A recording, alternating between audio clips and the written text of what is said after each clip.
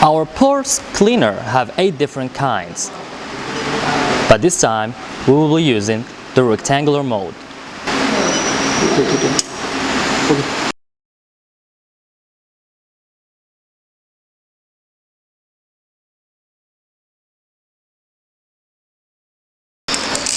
First of all, we have to take out this laser cleaning head by unfolding these switch belts. Then, just click on this button right here, and then we have to take off this little lens simply by clicking on this little button. And the last step, we click on the back button until it's green.